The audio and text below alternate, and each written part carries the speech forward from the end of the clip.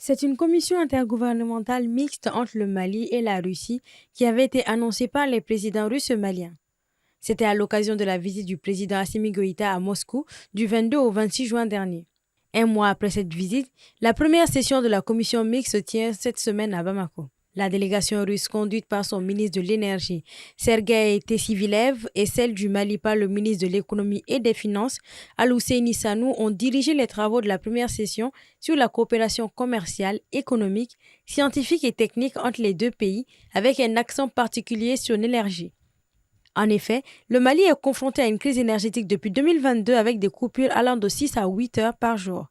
Cette première rencontre est une première étape pour l'opérationnalisation de la commission intergouvernementale selon le ministère des Affaires étrangères. L'objectif est d'intensifier le dialogue multisectoriel, dynamique et fructueux entre Bamako et Moscou en vue de la promotion des intérêts économiques réciproques dans les domaines prioritaires, parmi lesquels l'agriculture, l'énergie, les transports, les mines, l'éducation et les sciences. Un contrat a été signé sur la cartographie géologique des régions du Nord dans les bassins de Taoudeni et du Gourma et un second sur l'exécution d'une base de données géologiques au Mali. Plusieurs autres accords et mémorandums ont été signés et les travaux des sous-commissions ont été fixés à 2 mois. Les parties veulent ainsi accroître les investissements productifs et le suivi opérationnel des projets d'intérêt commun, tant sur le plan bilatéral qu'à l'échelle confédérale.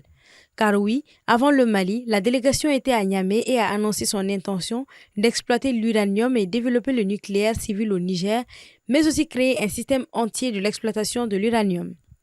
L'uranium est utilisé comme combustible dans les centrales nucléaires pour produire l'électricité. Le Niger fait partie des plus grands producteurs d'uranium au monde. En 2023, sa production était estimée à 3 527 tonnes, soit 6,3% de la production mondiale.